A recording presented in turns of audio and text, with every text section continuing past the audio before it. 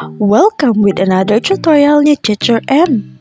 So kung hindi pa kayo nakapag-subscribe, please hit the subscribe button para lagi kayong updated sa mga bagong tutorials na ituturo ko sa inyo. So ngayon, ang bagong topic na i-explain at i-discuss ko sa inyo ay about sa mga tips at guide kung paano gagawin ang isang research paper. So alam naman natin na ang research paper ay isa sa mga requirements na dapat natin i-comply sa isang particular subject na inire-require ng ating mga professor o guro, mapa-high school, college o graduate school ka man. Alam kong lahat sa atin o sa inyo ay stress, lalo na kung hindi nyo pa alam kung paano gagawin ang isang research paper. So ngayon, please watch this video hanggang sa dulo para mapadali sa inyong paggawa ng isang research paper. Una, kailangan muna nating alamin kung ano ang isang research paper. So by definition, ito ay isang uri ng academic writing, usually for class requirements. Magkaiba ang thesis writing at research paper writing in a sense na mas matagal ang proseso ng paggawa ng thesis. Samantalang ang research paper ay short length lamang and it takes shorter period primarily for research requirements lamang. So lagi nating tandaan na ang pagsusulat ng research paper guidelines ay magkakaiba depende sa bawat schools or institution o maging sa bawat guro o professors. So dapat kailangan lamang nating sundin ang ibibigay na guidelines ng ating guro at professors para mapadali ang ating paggawa ng isang research paper. So pwede ring bisitahin natin ang iyong research library or lab para sa mga additional resources. So there are things na dapat nating i-consider before natin isulat ang ating research paper. So marami kasing klase ang research paper, so mahalagang alamin muna natin kung ano ang nire-require ng iyong professor bago simulan ang pagsusulat, dahil bawat type ng research paper ay iba-iba din ang dapat sundin na proseso sa pagsusulat. So ngayon, i-introduce ko sa inyo ang tatlong most used na klase ng research paper. So una kong i-discuss, ito yung tinatawag na argumentative research paper. So from its definition, it presents two sides of a controversial issue in one paper. So isa sa mga aim nito is kailangan mong ma-convince ang reader on the other side of your point of view. Ibig sabihin, ito ang klase ng research paper wherein kailangan mong mag-present ng mga findings and arguments on both sides about one issue or topic, tapos pipili ka na isang side na papanigan mo, then persuade the reader bakit ito yung napili mo and bakit ito rin yung dapat panigan nila. So you should present logical facts and statistical data. For example, the impact of internet in education. So in this topic, pipili ka ng either good impact of internet in education or bad impact of internet in education. So kailangan mo munang i-present ang good and bad impact of internet in education, then state kung anong side ang napili mo. Support with valid facts and arguments, tapos mga related literature na makakapagbigay ng strong foundation sa napili mong side to make sure na makukuha mo ang side ng reader. So that's it. Yan ang tinatawag na argumentative research paper. So now, pangalawa ay ang analytical research paper. So ano ang analytical type of research paper? So in analytical research, you pose a question and then collect relevant data from other researchers to analyze their different viewpoint. In analytical research paper, nagfo-focus ka lang sa findings and conclusion of other related research and then make your own personal conclusion about the topic. But make sure you remain neutral, hindi tulad ng argumentative research na may dapat kang panigan na side about a topic. So ang analytical is only analyzing the topic, then give conclusion based on other researchers' findings. So I'll give you example. For example, the rise of fake news in modern society. So, kailangan mong mag-search ng mga relevant and related research about this topic, then compile the most important ideas, arguments, and findings. Pagkatapos is make your own conclusion based on the most common conclusion that you found out sa mga nakolekta mong related research. Next, ang pangatlo is expository research paper. So, ano nga ba ang ibig sabihin ng expository type of research paper? So, an expository paper requires the writer to research and investigate an idea or topic. So, gather supporting evidence and present a point of view.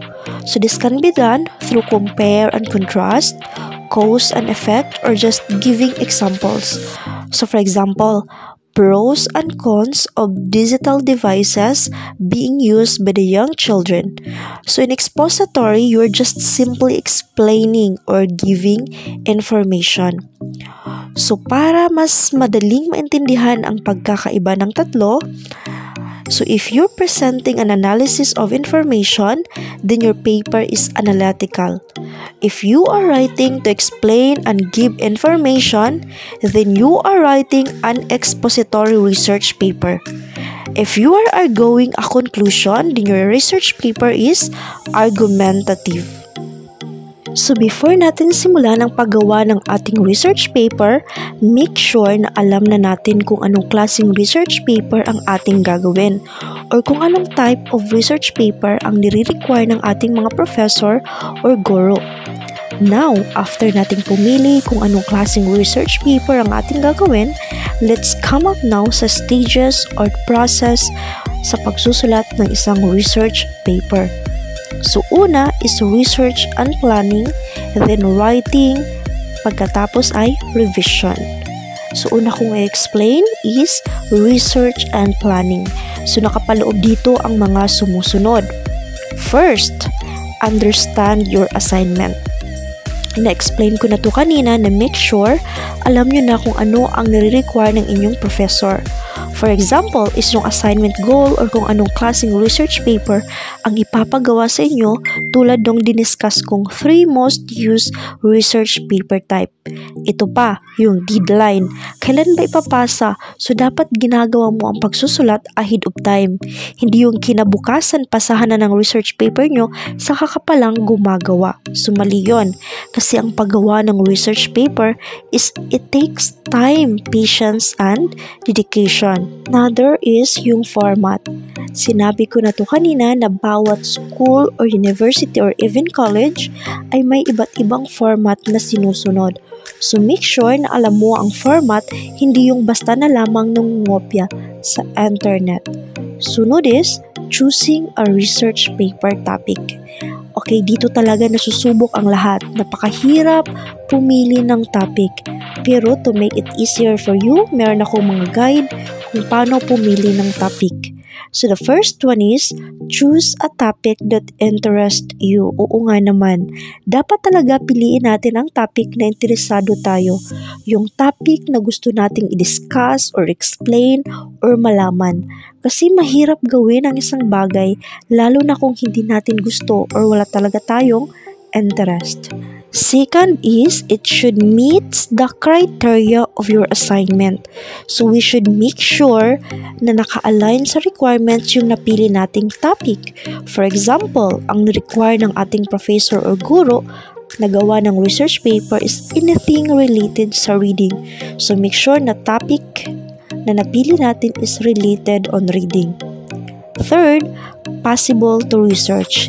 Isa din to na basis sa pagpili ng topic. It is because kaya nga tinawag na research paper kasi we need to do a lot of research. So kung mahirap i-research ang napili nating topic, dito pa lang mahihirapan na tayo kasi limited lamang ang magiging resources ng gagawin nating research paper.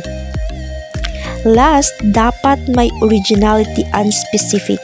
Kagaya ng example ko kanina, reading is a broad topic. So kung ang nire-require ng ating guro is topic that is related to reading, we can choose a more specific topic like for example, gamification approach in teaching letter name and letter sound. Pangatlo, sa research and planning naman ay develop a thesis statement. So ang thesis statement, ito yung parang guide or it sums up all the central point of your paper. Nilalagay ito sa hulihan ng introduction. So your thesis statement depends on kung anong research paper type ang ating gagawin. In making a thesis statement, una nating gagawin is start with a question. Ang nilagay kong example is about argumentative research lang muna kasi in my next video, doon ko i-explain ng mas detailed kung paano gumawa ng isang thesis statement.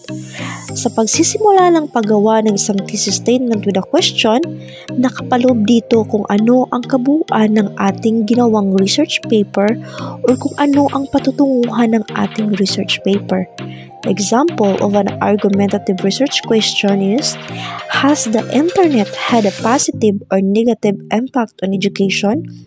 Sa unang question pa lang, malalaman na agad natin na this paper is all about the effect of internet in education. Sunod is writing your initial answer.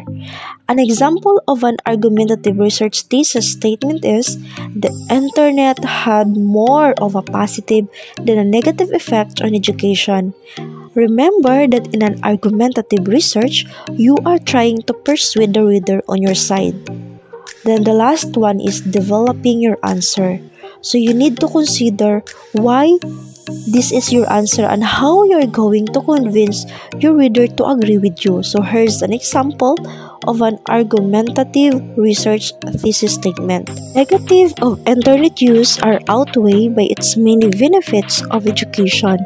The internet facilitates easier access to information, exposure to a different perspective, and flexible learning environment for both students and teachers. After the making of thesis statement, proceed na tayo sa pag-conduct ng preliminary research. So ito na, kailangan na natin ng tulong ng iba't ibang credible sources like journals, books, at mga reliable websites. So pwede tayong makakuha o makasearch ng iba't ibang related research sa mga sumusunod, tulad ng Google Scholar, online encyclopedia, almanacs, databases, books, and periodicals, or even government publication and reports. Take note ha, dapat may record kayo ng mga reference materials para sa citation and bibliography. Pwede rin kayong gumamit ng mga free citation generators tulad ng APE Citation Generator at MLA Citation Generator to automatically create citation para sa inyong mga references. After natin mag-conduct ng preliminary research, next step is ang paggawa ng research paper outline. Nakapaloob dito ang mga key topics, arguments, and evidence na kailangan nating ilagay sa ating gagawing research paper. Nakadivide ito by sections with headings na magsisilbing guide kung ano ang magiging kalabasan ng ating research. So naglagay ako dito ng sample research paper outline. Basta palagi nating isiisip na dapat organisado ang lahat ng ating ilalagay sa ating research paper. Make sure na dapat sunod-sunod at magkapareho ang information na ating ilalagay na naaayon sa flow ng bawat ideas ng mga related literature. Dapat nakaset lahat at walang nakalimutan. Now, nandito na tayo sa ikalawang stages sa paggawa ng ating research paper, which is now the writing process. Una is writing the introduction. Well, ano ang dapat nating ilagay sa introduction? First is kung what is your topic or paper all about. In this, kailangan nating i-introduce kung ano ang ating topic, bakit mahalaga ang ating ginawang research paper, at ano ang kahalagahan nito na pwedeng mapakinabangan. Then, conclude the introductory paragraph with your thesis statement. After the introduction, let us now proceed sa pagsusulat ng body. Nakapaloob dito ang mga several paragraphs or sections na dapat iisa ang flow ng ideas. For example, in the first section, tackles about reading, make sure that the following section focus on topics that is only related to reading. Dapat sundin natin ang ating ginawang outline para mapadali ang pagsusulat natin ng ating research paper. So now, natapos na natin ang introduction, body, sunod naman is the conclusion. Make sure na sa conclusion is wala ng bagong arguments na iyong ilalagay. Ang kailangan mo lang gawin is to summarize all the ideas, thoughts, arguments, or information na nakalagay sa iyong research paper, then explain kung bakit ito nagsusupport sa iyong ginawang research paper. Pwede ka ring mag-suggest for further research based sa nagawa mong research paper. After writing the introduction, body, conclusion, well, take note, hindi pa dito natatapos ang lahat. Meron pang tinatawag na revision. We all aim for a well-written research paper para sa malaking grade, diba? So, kailangan natin ng tinatawag na evaluation of our first draft. You can use this guide para ma-check kung okay na ba at maayos na ang inyong research paper. Una sa mga checklist is your paper clear and well organized? Organisado na ba ang bawat section ng ideas at arguments ng iyong paper? Next is, puro ba facts at detalyado ba ang lahat ng ideas na nakapaloob sa iyong research paper? Next, make sure na yung napili mong mga supporting evidence ay aakma ba sa iyong napiling topic? Yung mga sources ba ay reliable at maayos? So pagkatapos ma-evaluate ang ating first draft, hindi pa rin dyan natatapos ang lahat. Meron pang tinatawag na redrafting. Naglagay ako ng ilang checklist as your guide sa pag-redrafting ng iyong research paper. Pag na-check nyo na lahat na ito, pwede na tayong proceed for editing. So sa part na ito, dito na natin i-correct kung meron mang mga grammatical errors or may mga kailangang sentence na dapat i-remove, i-improve, or i-rephrase.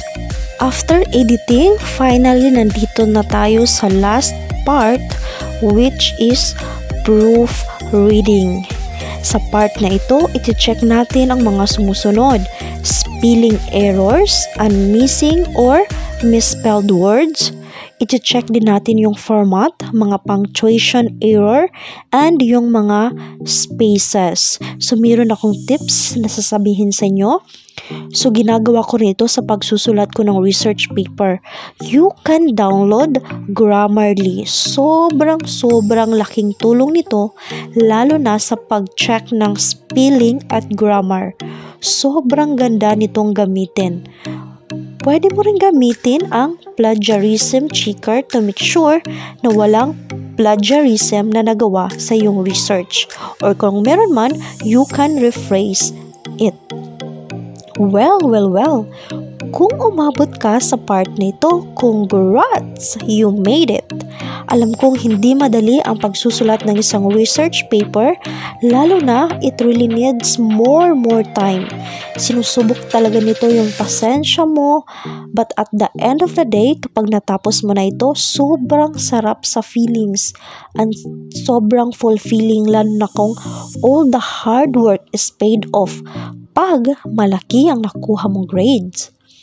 So sana nakatulong ang video na ito upang mapadali mo ang paggawa ng iyong research paper. Tiwala lang magagawa mo ito. And please, huwag kalimutang mag-like at subscribe para sa mga bagong tutorials na ituturo ko sa inyo. I-comment nyo na din sa baba ang gusto nyong topic na pwede kong gawan ng tutorials. Hanggang sa muli, this is Teacher M.